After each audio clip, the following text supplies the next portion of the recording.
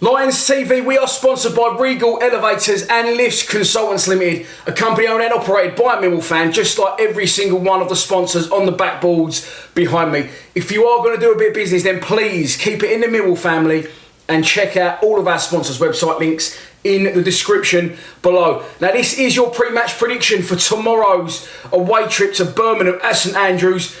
I was going to say must win. It's a must-win game. We've got 10 games left, and I'm struggling to see a way out, but I've woke up in a more positive mood this morning, so much so I decided to do this video, because I actually wasn't going to do one. But listen, we have worked too fucking hard over the last 4 years as a club, and you know what, I'm going to include myself in that, to get relegated. We cannot get relegated. We've got to do better, and that can start tomorrow at Birmingham. Let's start out by taking a look at the 11 that I would pick to start the match. So I'm not going to give you Neil Harris's starting 11, partly because I wouldn't have the first fucking clue what it would be, and secondly because I'm pretty sure I won't like it. There is only one way to win this game, that is by playing one up front. We cannot play two up front. We don't have two strikers at the club capable of scoring goals. The only other option is, as Connor said the other day, is to stick Jed Wallace up front, but he'll naturally drop deep anyway, so you might as well stick him central midfield and give him the free roll in behind. This is the team that I would go with. Ben Amos in goal, Marlon Romeo right back, Jake Cooper and Sean Hutchinson alongside him. I'd have to go with James Meredith at left back. Then the central midfield three, Ben Marshall, Ben Thompson and Jed Wallace. I'll play Fred wide right, I'll play Fergie wide left, and up front Lee Gregory as a lone striker. Let's go through that, the changes that I would make. Obviously Amos coming in for Archer, let's not even bother going into it. Left back James Meredith. I would be tempted to put Fergie there, but unfortunately, you know, with Murray Wallace being out for the season, I think we need Fergie a bit more going forward. So I'd suffer James Meredith. I'd bring Sean Hutchinson back in alongside Cooper. We conceded 2 goals the weekend, strange goals for us to concede straight through the middle. And I'm not saying that Pearce was at fault, but I just feel a lot better with a skipper in the side. Now, midfield is where it is very vital for me. And it's just dawned upon me, I don't know if it's dawned upon anyone else before this point, that we're playing Ben Marshall out of position. Ben Marshall is a 10, he's not left-footed, he's not a left midfielder. Sounds like I'm talking about Owen O'Brien again. But we've been playing Ben Marshall out of position since he joined the club, even last year on loan. He isn't a left midfielder, he never has been a left midfielder. His position is a 10, and as Pete rightly said, when he come on against Bolton, he's the only one on our side, other than Sean Williams, that's got the passing range to pick people out and get the balls wide so we can get teams early. Ben Thompson, no-brainer, warrants his place. Jed Wallace didn't have a good game against Bolton, in my opinion. Again, frustrated at why I didn't see enough of the ball to feel confident and keep doing the right things on it, keep giving the ball away. His deliveries wasn't great. So let's get Jed central and running at people. Let's bring Fred in wide right and running at people. What Marshall does wide is because he's not left-footed, he goes up, he stops, he checks back. Even Fergie goes up, and Fergie, listen, he's been playing well, I'm not slagging him off, but he goes to the byline, he cuts back again, he cuts back again. It's the only trick he's got. Okay, eventually he gets the crossing. But with Marshall cutting back inside and slowing the game down, and with Fergie doing the same, what that does is, and it's the problem I've got with bringing Aidan O'Brien on as well, out wide, they slow the game down. Now, if you slow the game down, and I will go back to coaching the under-12s, we play one up front. It's 9 aside currently because they're under 12s. We play 3 central midfielders. And what I'll tell their boys is, okay, we've got one up front, but that one up front, when we go, we all fucking go. And that needs to be 4 up front. You 3 need to stay compact. You need to attack at pace and join in with a front forward. We go up, Marshall cuts back in, slows the game down. Fergie goes up, comes back, slows the game down. And what that does is that allows teams to reset, get defenders back behind the ball and get marking up. So, for me, the only option is to try Fred. And again, listen, people slagging me off saying I'm going on about Fred like, you know, he's unbelievable when he's Ronaldo. I know he's not. But he can't do any worse than Tom Elliott did last week at Bolton. Not digging Elliott out, I'm using him as a prime example because there was others. There was a lot of them that weren't up to it. We need to attack with pace, and run at the defence, at the Birmingham defence. It's the only way. Attack with pace and try and get balls into the box early before, you know, like Bolton did, getting 8 men behind the ball. And then it's very hard to break a team down at that point for any side, even a decent side, not even a side that's struggling to score goals.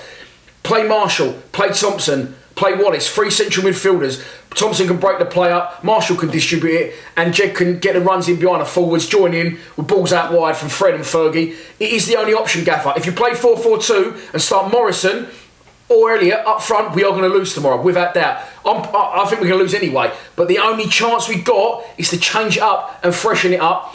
And yeah, listen, desperate times call for desperate measures, which means you've got to try different things. You cannot keep doing the same things and banging your head against the wall in the same way. Someone comes over and keeps hitting you over the head with a frying pan. In the end, you've got to think, I've got to find a way to stop this happening. I've got to change what's happening, to change the outcome. And that's what we need to do tomorrow. We have got to get some form of result. We have got very difficult away games coming up. I mean, there is no easy away games in this league, but tomorrow is one of the very few chances we might have to nick something out of a game. Other than that, we've got Stoke at home, QPR at home, and Brentford at home, who are now doing well. There are only opportunities I can see to nick any points, and I think 3 wins will do it. I don't think we're great, and I don't think that's a lot of points, but I think Rotherham are just as bad as us, if not worse. We can't go down. It's making me ill. It's making me physically ill. I can't sleep. We cannot get relegated. And for those of you ain't going to like this, whoever is in this bandwagon, who go, oh, it's mere war. We're used to going up and down. Bollocks. I'm not used to going up and down. No. These are the sort of people that don't improve in their life. You've got to want to improve on what you've created. Don't just be happy with going up and down and up and down. Fuck that. No. We want to move forward as a club. What sort of shit excuse is that? Oh, we're mere wall. We're used to going up and bounce, going down and then going up. If we go down, we go down. No. Work hard. Fucking stay up. Improve yourself. And let's stay in this fucking division. Please. Whew, and breathe. So we move on to the opposition tomorrow night. Of course, Birmingham. We travel to St Andrews. They are managed by Gary Monk. They've had a little revival under Gary Monk. They struggled for a few years. Last year especially, they did not have a good season. And they didn't finish far above the relegation zone. But they have so that they've had a new lease of life under Gary Monk. He's come back to the club and he's doing well. Having said that, they have won only 1 of their last 5 games and they have not scored in their last 2. I wasn't going to bring it up, but there's going to be a little bit of a cloud in the air tomorrow night. Maybe a bit of a strange atmosphere at St Andrews, with obviously the Birmingham fan attacking Jack Grealish on Sunday, which was an absolute joke, by the way. But fair play to Jack Grealish, he wore it well, gets up and scores the winner. But I'm hoping, maybe I'm clutching at straws, that could maybe put a bit of a strange atmosphere and a cloud over the game, and we could nick something. Who knows? They've got Che Adams up front. He scored a lot of fucking goals. He's pacey, and he will be the danger for them tomorrow night. Pre-match prediction, I'm going to have to give you one. And do I go with my head or my heart? I've got to be honest here. I can't see us getting anything out of the game. I think Birmingham are going to beat us by 3-0. And people may be shocked by that. But if you've been at every game lately like I have, like Hull away, like Bolton away, Bolton could have scored 6 early in that second half. 2-1 flattered us in the end, if I'm honest. So, yeah, we are absolutely struggling. But we've got to try and work hard. And we've got to survive. If we lose this game and then we get knocked out of the cup, getting knocked out of the cup will be a bonus, in my opinion. But serious questions need to be asked.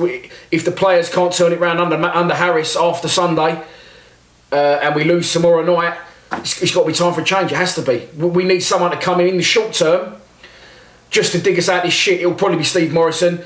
People going, what do you mean could be Tim Cahill? I didn't personally say that, but I can see exactly where Connor was coming from.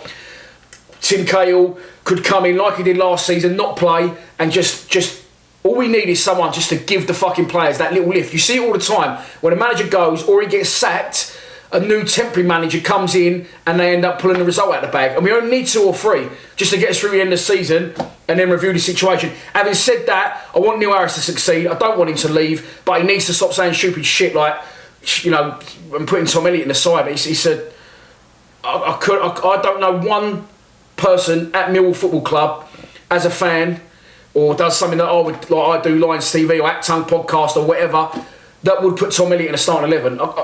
If you do, then you're Neil Harris or you're one of about probably 10 people who would. I cannot see why he's done that Saturday, and pointing to the stats just proves to me how desperate he's become. But anyway, listen, this is a pre-match prediction. I'm trying to stay positive. As I said, 4 years hard work cannot go out the window. No, we don't want to. Okay, we're Millwall. We're used to bouncing up and down. Let's change that. Let's improve ourselves. And let's become established championship side. I'm getting so worked up, I can't even get my fucking words out. That's your lot. I will see you in Birmingham tomorrow. If you are going, fuck the red button. Please subscribe to Lions TV. Come on, you Lions.